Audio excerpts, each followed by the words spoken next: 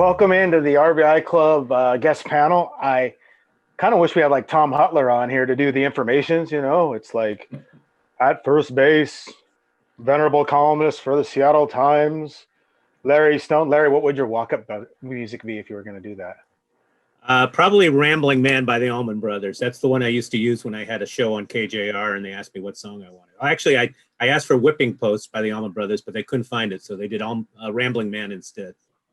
That is Larry Stone. He is a rambling man, as you will find out here in a little bit. And then my buddy Greg Johns, who I just was on a Zoom deal with earlier. Greg, what would be your entrance music if you came in? Oh, I don't know. Any Springsteen, I don't know. Some Dylan, I don't know. Just Springsteen. Way to live by the songwriter motto.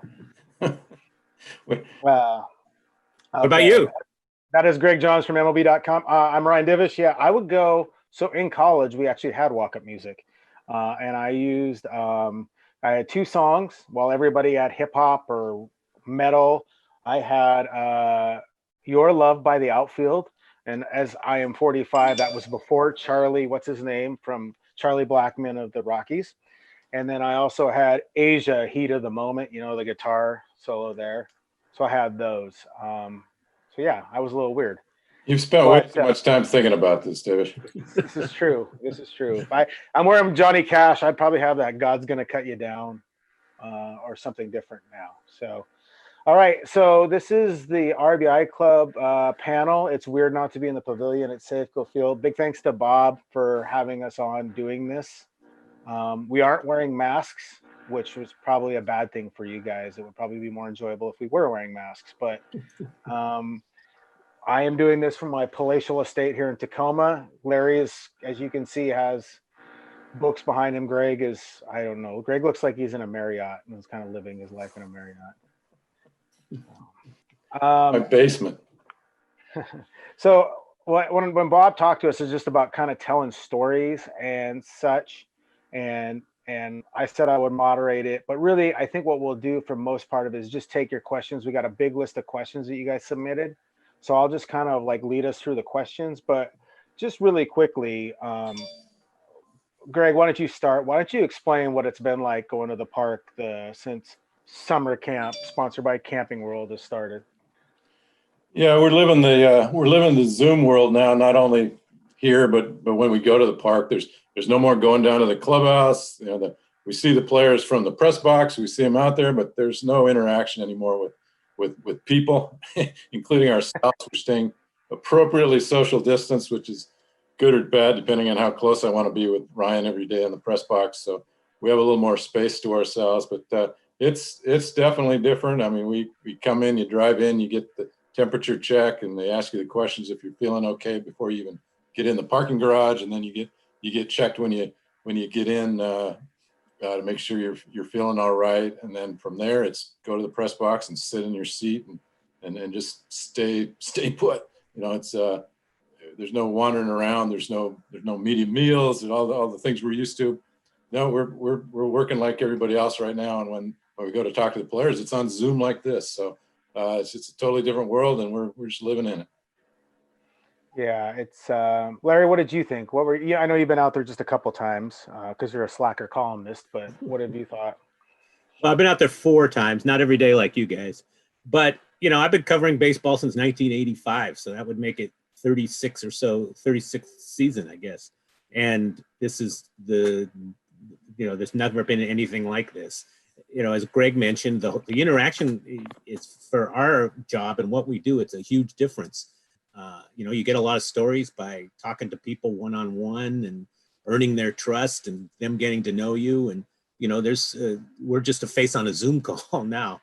So that's going to be really interesting. Just watching the different aspects of the workouts with, guys sitting distanced in the stands during team meetings, players wearing masks on the field, the fact that they're having a morning session and an afternoon session. It's completely different from any spring training that we've seen, but you also adjust to it. I'm sure you guys now going out every day for 2 weeks, it's starting to be normalized, the new normal, as I think Scott Service said. So you adjust quickly. The next adjustment will be when there's an actual game that counts with no fans in the stands. That's going to be a different experience, and all the rules that they have put in place, like no spitting and no arguing with umpires face to face and that sort of thing. No, you get your own personal rosin bag and changing balls after every time it touches a lot of people. So it's just uncharted territory, but it is what we have. And I think everybody will slowly adjust to it. And pretty soon it will be what we all, got into this for, is to watch the baseball. And, so do they argue to that aspect. Do they argue with the umps over Zoom? Did Scott sends a Zoom call to CB Buckner and says, "Look, I don't really agree with your strike zone." That would be fun. Yeah, no, it is weird. I think it's weird from just like watching it from up high. We don't go anywhere, and that is different. But I guess they're making it through, and I think, and Greg and I had talked about this earlier, but I think when you cover baseball and you're around baseball players, it's like the day-to-day process, the grind, or how you adapt to everything and your routine becomes second nature. So this has just become routine. The masks, we brought in a bunch of water and snacks to have in there, and all those things. So this is the world we live in for now, and I think we're all just trying to adjust. And I think the players have provided a pretty good example for all things involved. Okay, so let's get to the questions, because there are plenty. I have separated them into baseball-related questions and coverage-related questions. Let's get to the coverage-related questions first. I'm going to get one. They're all kind of similar. I think first, Elisa Thomas has asked, how has been at least 6 feet apart for you in the press box, and how's the press box food this year? Well, to be perfectly honest, people have been trying to stay 6 feet away from me for as long as I can remember, and I also stay the same. But Greg, what is it like? I mean, explain what it's like in the press box right now. I mean, it's we still talk to each other. You still approach people. You got the mask on though, so you're talking through a mask all day. We're all doing this out in the world now, but it's a long shift when you're in the press box for 6, 7, 8 hours. And those games are going to get long, and when it's hot, having that mask on is no fun. But I think we all get it. There's a little more space right now. Not a ton of people coming to practice. I think there's probably 4 or 5 of us regularly there every day, and maybe up to 10 in the press box. T-Mobile Park press box is huge, so really not a social distancing question there right now. Be interesting on opening day. When more people come, we'll see how that goes. But they're being very, very careful with their protocols. I think baseball, MLB, and the Mariners, everybody knows if this is going to work, everybody's got to be just sticking to the book, and they're very particular about making sure everybody's following the rules. Hand sanitizers everywhere. That everybody's wearing a mask every second they're in there. So that stuff, as Larry said, it has become somewhat normal. I mean, you do something every day over and over again, it just becomes routine. So I hope this isn't the routine beyond this year. That's my big hope. Like Larry mentioned, we're going to be watching baseball soon. And as soon as the games go, I think at that point, as a journalist, you're focused on your job. You're covering stories. You're thinking about what you're going to write about, and then we do the Zoom interviews and we write, and that it's still journalism. It is. I really miss that day-to-day interaction with the players, but it's part of the gig right now. That the distancing part, Safeco, I'm sorry, T-Mobile is so large, the press box, and I hope it stays that way, because so many places are reducing press boxes or moving it, but it is large. The Times section is kind of a way off to the left side. I always felt like it's because Finnegan was so ornery on deadline that's why they moved us off to that one side, that nobody wanted to be around him when deadline got tight. And probably could say the same thing for me, but I haven't felt uncomfortable or unsafe. The Mariners have been very clear about how they're doing this, and they work really hard at it. Their PR staff, like if you ask around, their PR staff is considered one of the best in baseball in terms of being helpful and just kind of working with you. And they've gone out of their way for making players available. Larry and I have talked about this before, but so much about being a beat writer isn't often what's said on the record, but it's establishing a relationship with these players so that there is a level of trust and that they can tell you honest things and you won't necessarily burn them by it, or you get the real information. That's what you're trying to build. It's a professional relationship of respect and trust.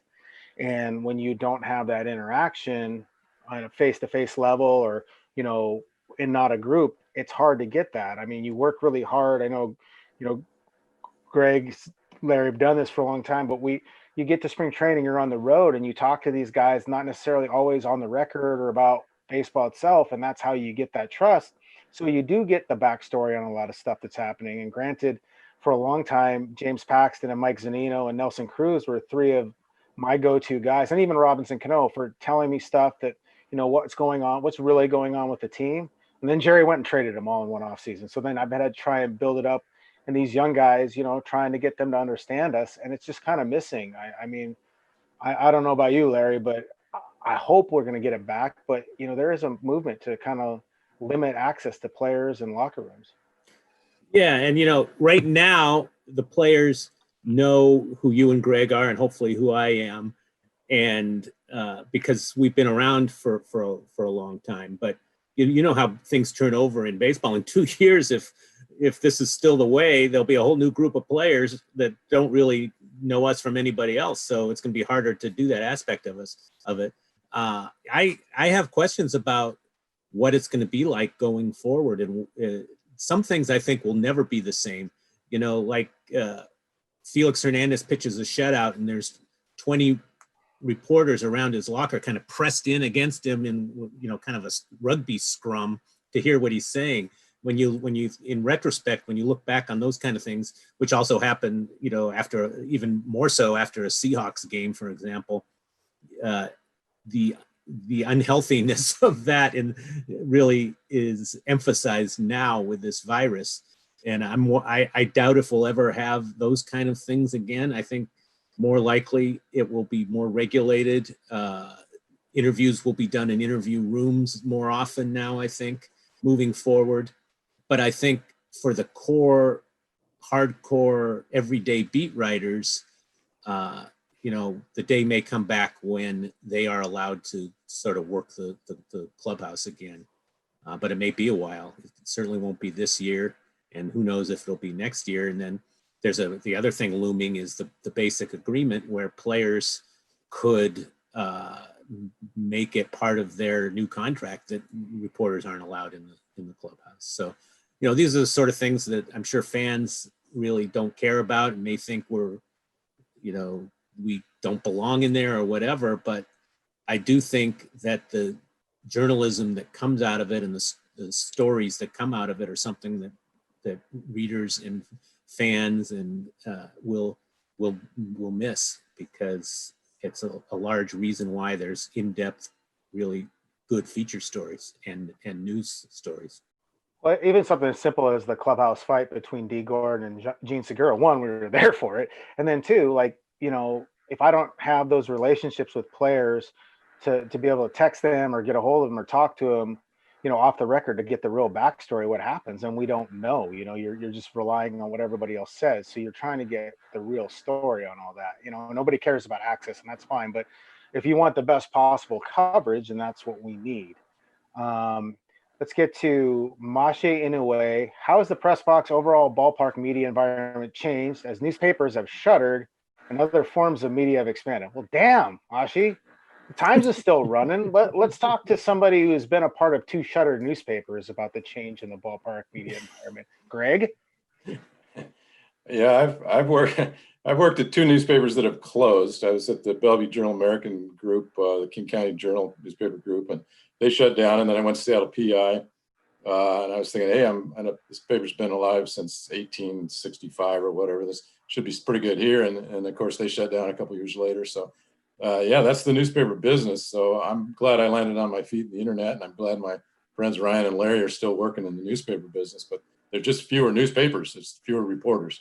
There used to be 4 or 5 traveling Mariner writers, and now there's basically Ryan and I, the only guys that travel.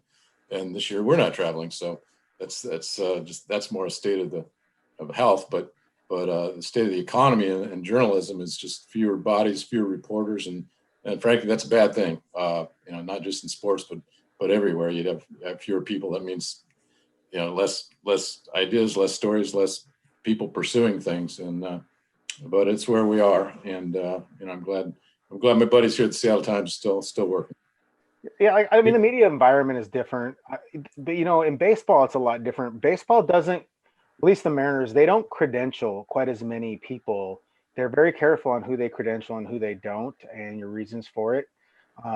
If you're a member of the BBWAA, obviously you can get in whenever, but for your daily credential, they aren't doing a lot of the blogs and some of that stuff that maybe the NFL, UW allows the recruiting sites in and stuff like that. The Mariners are a little more strict. So in that regard, the people that are in there are working, and it's, you don't have fans in there. And so it's very professional. It's just less of us. But, I think if the Mariners were good, we would see an increase. Like when you go to Houston or when we're in New York, that hasn't changed. The interest is still there. So that's kind of my take on it. Yeah, when I covered the Giants, San Francisco Giants for the San Francisco Examiner, another paper that's all but shuttered now. It exists, but nothing like it used to. There were 7 traveling writers in San Francisco from newspapers, and when they were in the pennant race, sometimes it went up to 10 because some of the little papers would start to travel, smaller papers. Now there's 2 papers in the Bay Area that travel, just like here, and here there's just one because Tacoma no longer travels. But what's that? No, go ahead, keep going. But I think for the most part, the volume has been sort of compensated by websites, online sites that now fill that void that used to be newspapers. So I think the number of people covering the team as you go from town to town really hasn't changed that much. It's just not newspapers anymore for the most part. Okay, so we have a various level of questions about road games. So Byron Plan asks, how will local media cover out of town games? Will you travel or stay in Seattle? I think David Anderson asked something similar about road games. Michael Sweeney, same thing, physical attendance at games. So for us, for the Times, as of now, I don't know that we're traveling. It's being discussed. I asked to go to Houston for the first set of games because to me, that was the most important game of the season, the first games of the season. Writing about what it's like to be at a park with no fans in this time of COVID, and also in a city that is exploding with COVID cases, I felt like that was important. But like my bosses also feel like my safety is important, my overall health. So while I kind of lobbied and pushed and said I would sign a waiver not to sue them if I got the COVID in there, they kind of erred on the side of caution and not going to let me go. And I, like if we don't do that one, the rest of them, I don't know. And in Anaheim, they are not letting you in the stadium unless you've quarantined for 14 days or you've had a negative COVID test within 3 days of your arrival. So obviously not going to Anaheim anytime soon. So we'll be covering it off of TV and Zoom calls or setting up Zoom calls post game and that kind of thing. We ask for them or whatever, but that's how we're doing it. Greg, what is MLB.com going to do? Yeah, we're in the same boat. None of the MLB.com writers are traveling. We'll be watching on TV like everyone else. We'll have the access by Zoom with players before and after games, the manager before and after games, and we'll be writing from home. We'll be writing from our couches. Interestingly, the radio and TV guys are not traveling either.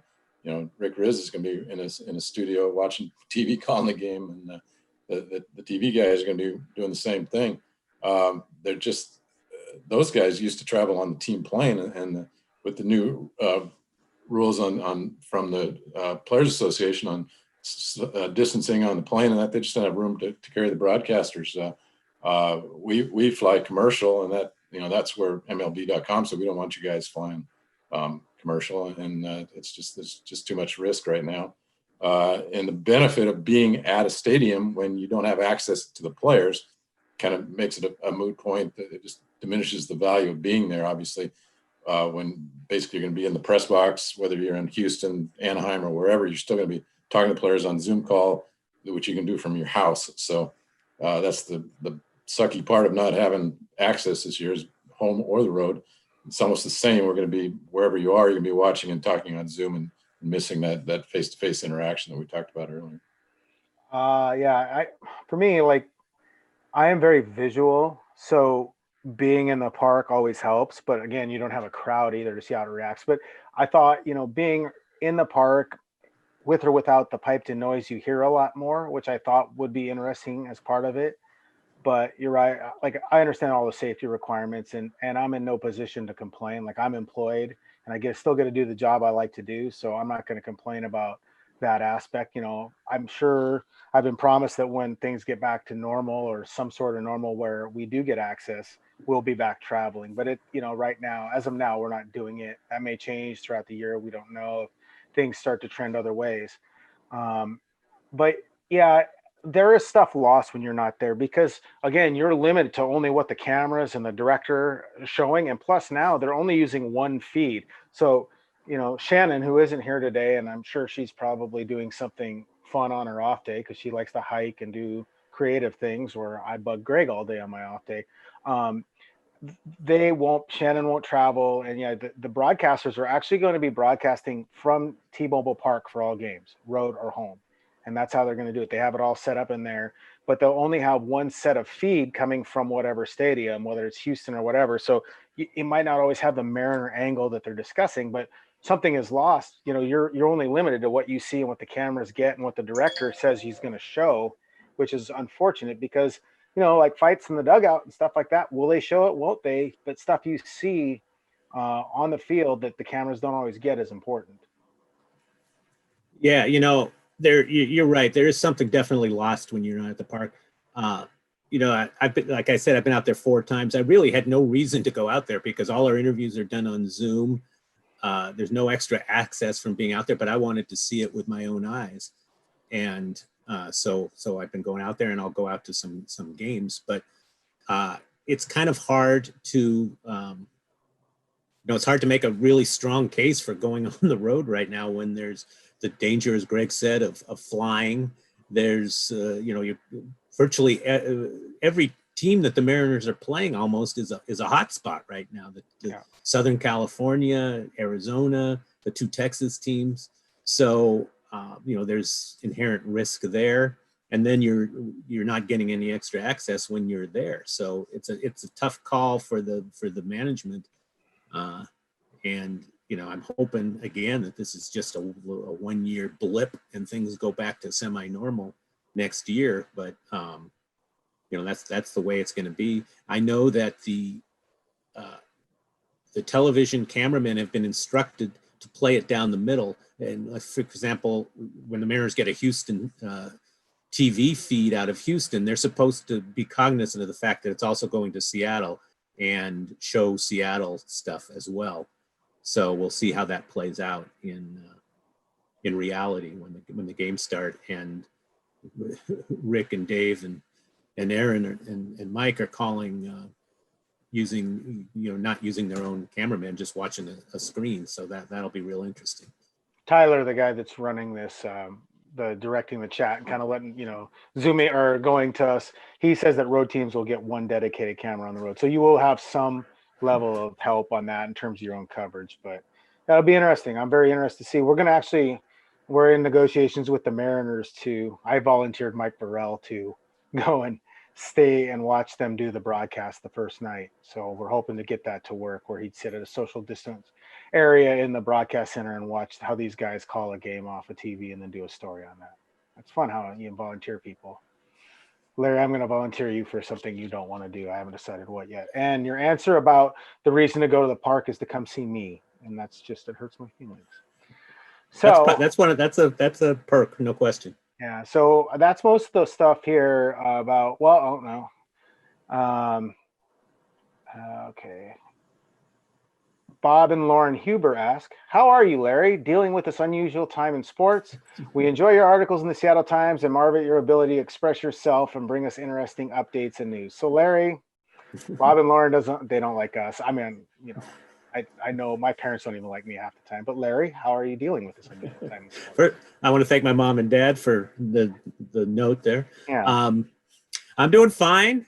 I'm as is Greg. We are in the danger zone age group here for COVID. So, hey.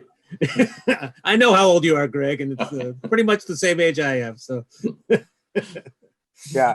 Although I am older than Greg. For the record, Larry once pointed out, like, I don't, I'm at that age where, it's dangerous for me to come in. I go, Greg's there every day. Well, I'm a little older than him. It's like 2 months. Yeah. So, that's pretty much all. My boy Leon, one of my softball buddies, asked, when is Divish's next tournament with Mike's Chili Fast Pitch softball team? Not anytime soon, Leon. Unfortunately, it doesn't look like we're going to be playing softball this year. So that's pretty much our coverage. Like, so we kind of just outlined, most of us are staying here. It's all on Zoom. The Mariners are going to go out of their way to get us one-on-one stuff because there is something else lost. If you have a scoop or an idea that you don't want to share with everybody else, they are very helpful about that. And it does help too that Jerry Dipoto is the most reachable general manager I've ever worked with. And, you can text him, you can call him. Sometimes you'll get emojis back. Sometimes you'll get gifts back, but that is one thing that makes the job easier as well. So we're going to get into baseball stuff. And I think I haven't really seen it. I'm kind of looking at some of them, but let's just get to the one topic that Greg and Larry and I have written about extensively over the last few days. Jared Kelenic. Larry, is Jared Kelenic going to start the season on the opening day roster? I do not think so. I would strongly say no. There's a lot of temptation to do it. He's looked like a major leaguer in these intra-squad games. But first of all, they're intra-squad games. They're not even games against other teams. You don't want to read too much into that. Two, this is a guy who has, I think, 70 at-bats above A ball.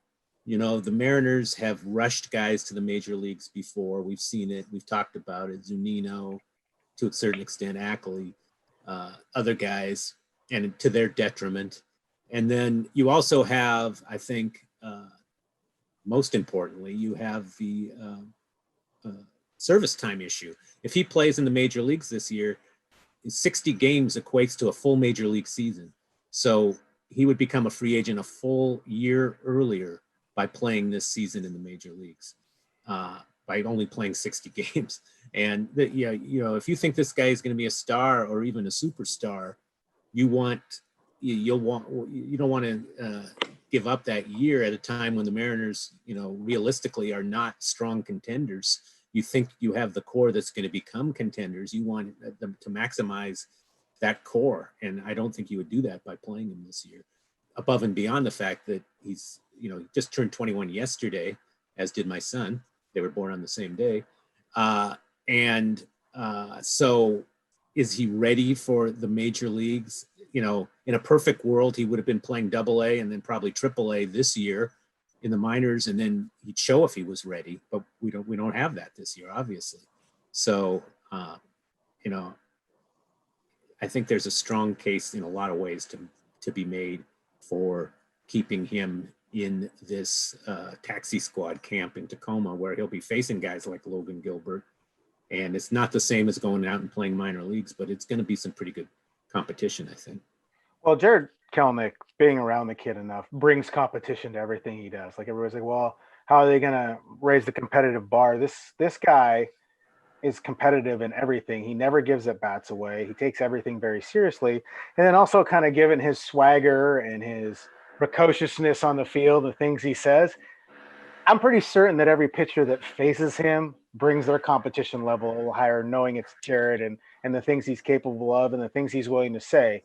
The service time thing, look, if you're going to make this decision, it has to be cold and calculated with no emotion. Okay. And if you don't play him this year and you wait 15 days next year, you get him. He doesn't become a free agent until after 2027. If you put him on the opening day roster this year and they play it through, he becomes a free agent after the 2025 season. That's a simple decision to me, because at 21, his peak is from 25 to 28. You want him in a Mariners uniform, even if you're paying 19 million in arbitration numbers. And I don't think he's going to sign an extension like Evan White or even, something like that lines, or even Ronald. You'd have to offer him more than Ronald Acuna is making, because I think he believes he's going to get paid. So I think from that simple business standpoint, it's the right decision. Now, Greg, you've done a Twitter poll today. What has been the reaction, and what do you think? Do you like the idea of seeing him, or do you go with the business side of it all? I did do a Twitter post. It's funny. I just looked at it. 54% of the respondents said keep him out till next year. 26% said start him on opening day. Let's go. Let's get the kid going. 20% said bring him up next month, which would then keep that service time, so you'd still get one extra year at the end of his thing. As you mentioned, you could wait a month next year, and you'd give them essentially 2 extra years from where they are now. It's all business, though. I mean, the kid wants to play. Of course, he wants to play. What's the upside for the Mariners? You get a guy that really is going to be one of your key guys going forward. This year, they maybe win 25 out of 60 games. They're not competing for a championship this year. Do you want him to use up one of his years now, or do you want him in 2026 when you do have all that nucleus together? I mean, I think they got to be smart here, and I think they will be smart. The people that say let's play him now, I get it. I would like to see him play too, but this year it's so crazy. It's so different. What if you play this? You start the kid, and the season shuts down in a month. Now you've wasted a full year, and you got him for 2 weeks, 3 weeks. I mean, there's just so much unknown this year. Even if you get him for a full year, it's 60 games. I just don't see the upside of starting that service clock, and I think ultimately that's going to be the decision. And they will couch it correctly also that you don't want to rush a guy. We went through Mike Zunino, and Mike played AAA ball before he came up and ended up having to go back down. Mike Trout, of all people, came up to the big leagues, had to go back down because he wasn't ready. This game is tough, and Kelenic looked okay in spring back in Arizona, but if you look at it, limited at bats. I think he was hitting about 230. He had a home run. It's not like he was tearing it up. He hit a couple home runs in the inter-squad game. This is the inter-squad game. They're going to open it up against Justin Verlander here next week, and it's not going to be an inter-squad game, and he's not going to be seeing the same kind of pitching. And I don't think there's anything wrong with keeping him in Tacoma, letting him see good, high elite level prospect pitching for this next couple of months. Be smart about it and get him up here next year. I mean, like, he wasn't supposed to even make it to AA last year. He exceeded expectations, and the kid's mentality is such, and he really is. He's that committed to getting better. He talked about all he thinks about is hitting and stuff. But the common sense says it's probably not the best idea, and it's not about a question. Somebody's like, "Oh, it's a loser mentality." No, I think it's a smart mentality, because the Cubs did it with Chris Bryant, and other teams have done it. They did it with Evan Longoria. A lot of teams have done it because they know how valuable those guys are later. Well, these are the rules we're playing with right now. But the interesting thing is it could change next year. The collective bargaining agreement ends after 2021, and that will be something the players push for, is to change that service time manipulation deal. So we'll see if that changes. That's another factor. But as the rules sit right now, you got to play by the rules if you're smart. That's Chris Bryant filed a grievance saying that they, protesting the fact that he lost that year of free agency because they waited 2 weeks before they called him up. And the Cubs won that grievance. So this has been sort of verified that you can use that strategy, at least for another year, as Greg said. Then we'll see what happens. If the PA, the Players Association, is smart, they will try and change that, because there's just something fundamentally wrong when a team cannot play its best players because of service time issues. The Super 2 thing, where you keep a player down until mid-June because you don't want him to get Super 2 arbitration. That's another thing where players who are fundamentally are proven ready for the major leagues are often kept down for service time and money issues. That's not good for baseball, in my opinion. All right, from Thomas Pack, William Bedford, and I think there's one other person who had it. Oh, and Ben, I know you emailed me. I can't say your last name. It's like Koskara. That's the same people call me Divish on email on voicemails. Do you foresee Mitch Haniger playing for the Mariners in 2021 past the trade deadline, assuming he's healthy with all these young outfielders coming up in the system? Another one asks, will Mitch Haniger play this year or work out this season? Greg, what do you think is going to happen with young Mitch Haniger, who's not so young anymore? He's young compared to me and Larry, so he's. I don't see him playing this year. I think there's a very limited chance of that. He's eligible to come off the disabled list in mid-August, which would give him about 6 weeks, but there's no way he's going to be ready. He's not even doing baseball activity right now. Really, it's recovery from the herniated disc surgery in his back, and that's a tough one for ball players because that rotation of that core is, you got to be fully healthy, and he's just still rehabbing on that. And he's not even with the team with the rule right now, the 60 player pool. If you're not a part of that, you can't even work out with the team. You can't even rehab with the team. So he's at home in California. So we haven't even set eyes on him. The chance of him being back this year seem limited. I think next year, I think very good chance that he will be healthy by that time. I have no doubt about that. Plenty of time, which is another reason not to rush him this year. Give him this next couple months to just get healthy, have that full off season, and be ready for next year as they plan. How he fits into that youth movement that we talk about with the Kelnicks and Julio Rodriguez, hopefully healthy by that time, coming off his broken wrist he just had. The young group, Jake Fraley, Kyle Lewis. You've got a lot of young outfielders there. Where does Mitch fit? He's going to be arbitration eligible, so they'll have to decide if they want to pay him a bunch of money coming off of a year that he doesn't even play. Those are business decisions they're going to have to make. Jerry's not one to sit on a move if he can. So wouldn't surprise me if they moved Haniger if they can get anything for him at this point. But tough to have much trade value when you haven't played for maybe 2 years almost by that time.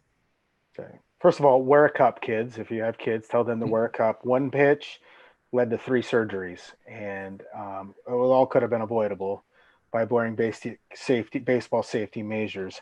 There is no purpose to bring Mitch Haniger back this season. What would he get from it? And you're right, Greg. He isn't even close. From all indications, he's not doing any baseball activity. So why even run the risk? Let him just get healthy and start ramping it up.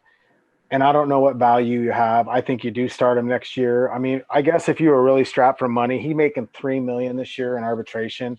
He probably won't make much more than that next year because he's not going to play. You can't go back on that number. But maybe you do try and salvage it. He's not a free agent until after 2022, I believe. So you look at it and say, look, maybe he can have a couple big years and you can move him for something. But it makes you wonder, when they decided to do this rebuild process, that maybe they should have tried to move Mitch Haniger to the Braves when they had that offer on the table. And it wasn't exactly what Jerry DiPoto wanted. And he felt like he should get more for him. But maybe that's what they should have done. I guess hindsight is 2020. But, even with the way Haniger's contract was setting up, that by the time this rebuild was going to be really swinging in 2022, he was going to be a free agent, I believe, or in the last year towards free agency. So I don't know, but he has, in terms of trade value, he has none, absolutely none. And it's crazy, Larry, like remember writing about him that breakout year, but that's the only year that he has played close to 150 games. Yeah, it's a sad story. It's really 2 lost years because 2019 was essentially a lost year for him. And now he won't play at all, it looks like, in 2020. So it's really going to be a tough road back, next year. Even if he's healthy, he's got to come back from missing a couple of years. And, you envision the Mariners outfield of the future. It's Kelnick, Lewis, and Julio. But Haniger was going to be a transition piece because, Julio, everything we just said about Kelnick goes for Julio as well. And he's a year younger than Kelnick. And now he is, on the shelf for a while after missing 2 months last year with the left hand issues. So, his progress is not as rapid as the Mariners would have liked. So, Haniger would have been a great piece that you I think in a perfect world, he would have been a productive outfielder for you until Julio's ready, and then you could maybe trade him for, at peak value and get some prospects for him. But now, as you guys both said, his trade value is minimal. What they need is for him to come back healthy, reestablish that trade value next year, so that maybe when Julio's ready, let's say 2022, then maybe you can think about dealing Haniger. You'll never get the value that you ever had for Haniger because of the contract status too. He's in arbitration, so he's going to make more. When the Mariners first started fielding trade offers, he still had a year of club control before entering arbitration eligibility, and so it's kind of a bad break in that sense that they thought maybe they would get a couple pretty decent prospects when they did move them, or if they did, and now they're not going to get anything largely. And you got to hope that he can come back and reestablish some value that probably isn't going to be there. From Larry Heiberg, what will our starting rotation look like this year? Greg, go ahead. Give him, what do you got? Well, they're going to go with 6-man rotation, which they changed to the 6-man because of the limited time to ramp up. These guys are, the toughest thing about the shutdown is for starting pitchers to get stretched back out again. And these guys are making 2 inter-squad starts, and then boom, they're pitching in big league games here next week. So Marco Gonzalez will be the opening day starter again, second year in a row. They got Kikuchi coming back. I think big question mark for him and what he goes. Big year to prove what he can do. And the two free agents that they signed, who I think have both looked pretty good in camp, Kendall Graveman and Taijuan Walker, both coming off 2 years of being out with Tommy John surgery, and both have looked real good in spring at the 2 veterans there. And then the 2 young guys, the 2 young bucks, the Justice Sheffield and Justin Dunn, the 2 rookies. So 6-man rotation. I think the decent. They've looked decent in camp, and we'll see how they do. I think there's question marks kind of with all those guys. Marco's kind of the one established guy, and we'll see how the rest of that group does. Larry, so I got a question from Sherry Salo, and then also from Lori Erickson. Lori asks, which, if any, players do you think will benefit from a shortened season, extended time off, or which ones will have their career most negatively impacted? And Sherry asked something like, how do you think 60 games season will benefit or not the younger players in this organization? Greg and I talked about this, and Larry and I know you've talked about it, wrote a column on it. What does 60 games do for the Mariners step back plan? Because I think that's what a lot of people are just kind of wondering right now. Well, I think it hampers it. I don't think you can look at it any other way, because their whole plan was predicated on this young core getting this invaluable playing time and being ready to sort of gel next year and the year after. And now nobody has played a second in 2020. Guys like Jared Kelnick and Logan Gilbert and Julio Rodriguez and Cal Raleigh and, those guys at the minor league level were going to move closer to the majors. And then you were going to get a year at looking at Jake Fraley, the young guys breaking in this year, Shed Long, Kyle Lewis, and the 2 pitchers, in the rotation, Sheffield and Dunn, and a bunch of relievers. And now they too have not played yet this year. They'll get 2 months out of what would have been a 6-month season. So all these decisions, all this progress that was going to happen and that you were going to, evaluate guys on, is just not happening. So, these are all young guys with time to make up for it, so it's not it's not deadly to this plan. It's just a setback. And I think it pushes down the arrival and the timetable of some of these guys. It just pushes it back a little bit. A setback for the step back. Greg, how much can they truly evaluate? You were supposed to see 500 plate appearances from Shed Long, Evan White, probably 400 from Jake Fraley, a full season of J.P. Crawford, and 150 some innings at the MLB level from Dunn and Sheffield, and even like Kikuchi, to know whether you want to exercise that player option or not, or the club option or not. I mean, how much can you evaluate that whole aspect of this season?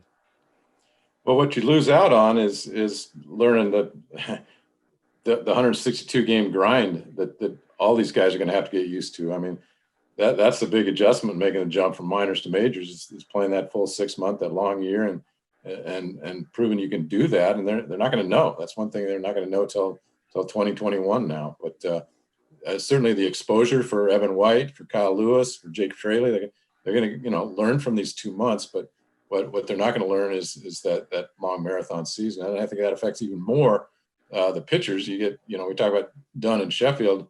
They'll make 10 starts instead of 25, 28. And even those starts, the first 3, 4, or 5 of them are probably going to be pretty limited in their innings just because they're not built up yet. And that's going to be true of all starting pitchers. So it's definitely, as Larry said, what you learn this year is not going to be what you'd hope. This year was all about learning and development, and you're just going to be limited in how much you can absorb in 60 games. I don't really see anybody benefiting from a 60 game season anyway. I guess like Austin Adams, because he wasn't going to be ready, but even then, I just don't think 60 games helps anybody.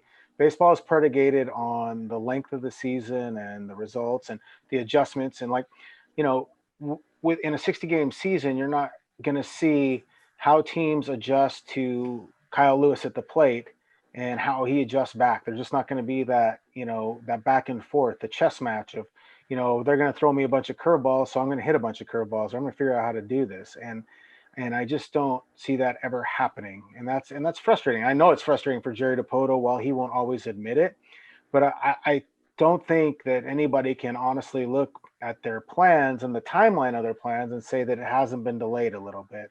For me, I always thought that by the end of 2021, we might see something from the Mariners in terms of what they could be. I'm thinking now by mid 2022 is where we'll have a better idea, because, next year is going to be a growth year that this year wasn't. And I just don't know that 60 games proves anything other than they're going to play a lot in 66 days. Can I make a quick point that I think from the Mariners' point of view that I think they look around the league and see other teams, their competitors in the divisions are going to be hurt even more, because what the Mariners are losing is development time of young players. A lot of these teams are losing prime years of highly paid players that they won't be able to get back, like free agents to be that will get 60 games this year. The Astros have a bunch of guys that will be leaving, potentially after this year. And, other teams around the league, it's the same thing. So, whereas, they'll still have these guys for the bulk of their career, some of the other teams may lose, if guys who are 30, 31, 32, who are losing a full year. That's a huge thing at this stage, with what we know about aging in baseball and all that. So I think that's one bright spot maybe to look at. Yeah, I mean, it definitely hurts teams like the Twins too, the Astros and the Twins who are older. But I mean, again, you're not losing prime years, but you don't necessarily know if some of these guys are going to have prime years either. Like you don't really know if they're part of this core or not moving forward. And if you have to adjust who your core is going to be, you might not necessarily know. You might not know till middle of next year. But I guess still some season is better than no season for the Mariners. Craig Keyser asks, who will be the breakout veteran that will surprise us? Greg and I were talking about this. Greg, I'm going first so you don't steal it. I'm going Kendall Graveman. I think everything about Kendall Graveman has looked great. He has a great understanding of who he is. The velocity is good. The addition of a four-seam fastball. I think he's a guy that they'll definitely have to look at exercising his club option for next year just to keep him in the rotation, because, again, we still don't really necessarily know about Kikuchi, Sheffield, or Dunn. And I think having Graveman in the rotation with Marco would be very useful. Now, who do you got, Craig? Since I took Kendall, what are you going to go with? Boy, they don't have very many veteran players, so it's tough to have a breakout veteran when you don't. I expect Kyle Seager to have a nice bounce back season. He looked pretty good at the end of the second half of last year. I think a name, I don't know if he's a veteran or not, Dan Altavilla's had a really good camp. Looks really strong. Looking forward to seeing how he pitches in the games when they get going forward. He's a guy that came up as such a promising prospect when he was 23, and he's kind of bounced back and forth between the majors and minors for the last couple of years, and had some arm issues and just not really zeroed in with that potential. But he's been cracking 99, 100 miles an hour with his fastball, and he's come up with a little tighter slider that's been very effective, and he really looks good. I think we might see him in a much bigger role than maybe people would expect. Okay, we'll go a few more here. Coming off of that, going off that, Mickey Gorley asks, what value to put on an experienced players with so few Mariners on the squad? Are you concerned about the lack of leadership experience? Larry, what do you got on that? Well, yeah, they have very few veterans. A guy like Marco Gonzalez, who has really assumed a strong leadership role. When you look at it, he's got what, 3 seasons in the major leagues. He's not exactly a grizzled veteran. They just don't have that guy. The guys who have assumed leadership roles on this team, a lot of them are just young guys, just barely have made the name themselves. But Kyle Seager is the one guy who's an established longtime major leaguer. And I think he is more of a leader by example guy, but he's got leadership skills. But I don't think it's a huge issue. I think they have enough guys who know the right way to play the game, so to speak, that could show an example. I think that when they are closer to contention, I wouldn't be surprised if Jerry tried to add, along with the youth, a few more of those guys who've been through playoff runs and World Series runs to maybe be a little more important when the team is ready to contend. Yeah, I mean, I think, Kyle Seager has taken a more increased vocal role. I know safety-wise and all the stuff, he's been better. D. Gordon, for, basically knowing he's not going to play very much and not really having a role in his team, has still been a pretty good leader. Marco's been great. But I do think, in the sense that this season and moving forward is a way of challenging guys that might not otherwise be leaders to start doing that. I think J.P. Crawford has been better about it. I know Scott has mentioned that. Kyle Lewis has kind of stepped up. Like, maybe this is the time for these younger guys to assume a leadership role, because D is going to be gone. Marco will still be here, but Seager's gone in 2 years, if not sooner. I don't see any reason why some of these guys can't step up and take care of that role. And as far as like the daily work stuff, I think the big thing for the Mariners has been is like getting guys and finding guys that want to put in the daily work, so you don't have to have a leader telling them what to do. You know what I mean? They understand what to do. And I think a good portion of them already get that. Okay. Will there be inter-squad games in Tacoma with the balance of the 60 players in camp? And how many can be called up at a time? Greg, I'm going to let you handle that one. Yeah, that's an interesting one. They are going to play. They're talking about 4 inter-squad games a week with the young guys down in Tacoma. They're not on part of the major league roster. But I think it's not going to be like classic. We're going to go out for 9 innings and face off, because they're only going to have probably 10, 12 position players. So you can't form to have an inter-squad game. You got to have 18 position players.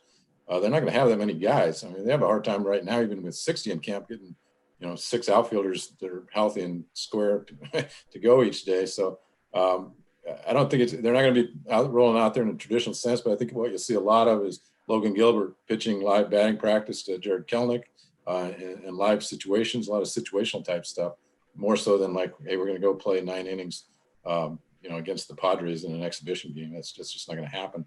And I know some people have wondered if like when the Astros come to Seattle, will they bring their taxi squad group and play the Mariners taxi squad group? That's not going to happen. Logistically, it's just too hard to get everybody on a plane, which is a big thing right now. It's just that they just have limited space on those team planes, and they're not going to bring another 30 guys so they can play inter-squad games. So it will just be Mariners playing against Mariners in Tacoma, and they'll do that as much as they can, but it'll be somewhat limited. Yeah, MLB or teams are still holding out hope that they'll have some sort of Arizona Fall League or instructional league, or be able to put a bunch of players down in their spring training complexes in October and November, and then play games in that area in a bubble situation. But given where we're trending with these tests, that may not work out, especially with the perceived second wave. Although I don't know if you can have a second wave if you've never really gotten out of the first one. Okay, so we're wrapping up here in a little bit here. Let's see here. We'll go to 2 more. Because the one is the predictions. Um, uh, oh, this is an interesting one from Jim Carl. I read where Aaron Boone was practicing with 5 infielders, bringing an outfielder behind second base since hitters are not willing to mess with their swings and hit to the opposite field. What is your take on the rule where you must have 2 infielders to the left of second, 2 to the right of second? They do this in slow pitch softball. Not that I play slow pitch, but I've seen it in slow pitch. Larry, I'm going to let you handle this one. Well, I know a lot of people don't like that, but I kind of would welcome that.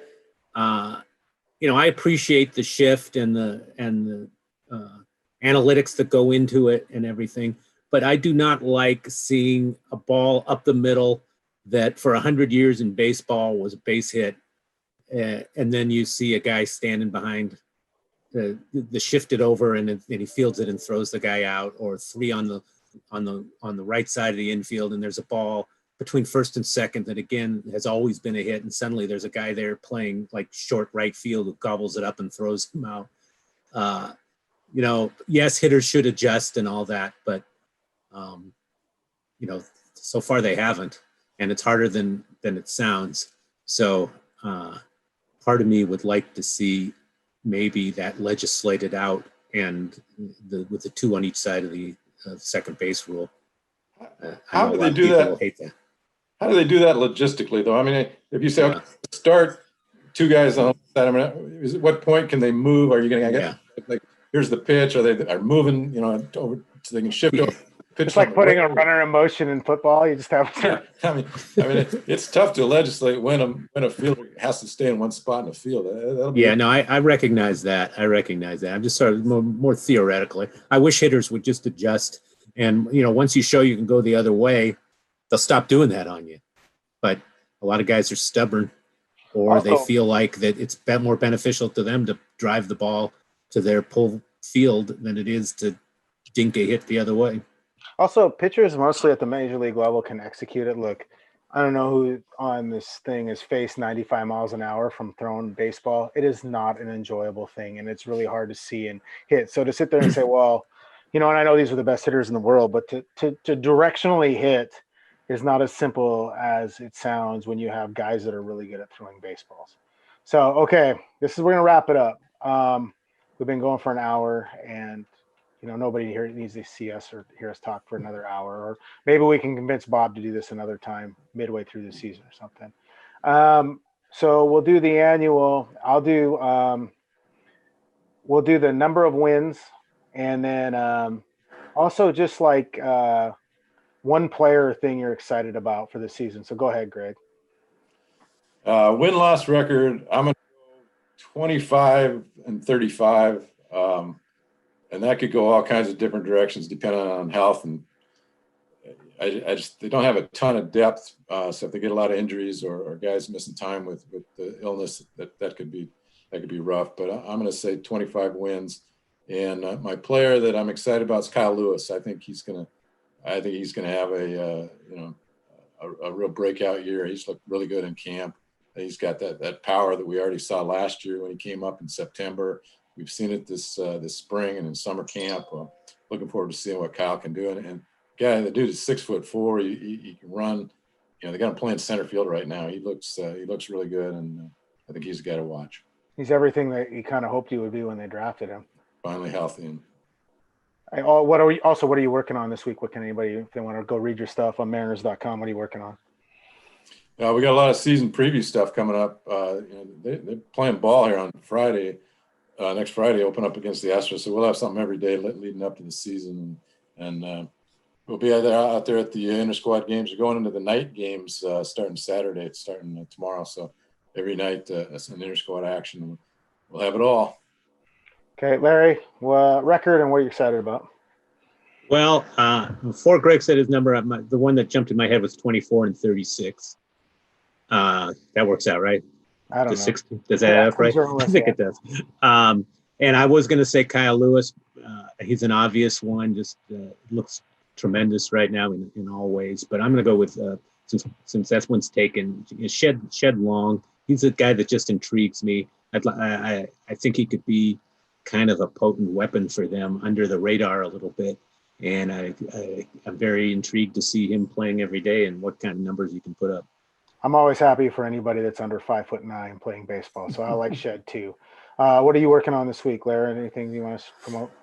Well, we also have our season preview stuff. They need my season preview column very soon, so I'll be working on that. And non-baseball, but I got a story I'm working on today on the Redskins name change. I talked to a lot of tribal leaders here in the state of Washington for their reaction. That'll be good. Also, go back and read Larry's story on Peter Davis, the guy who bought the Missoula Osprey, and then also the couple from Linwood that's seen every park. Those were great. And read the Kellenick story as well. So if you get a chance, I'm sure everybody's read it because, everybody loves Larry apparently.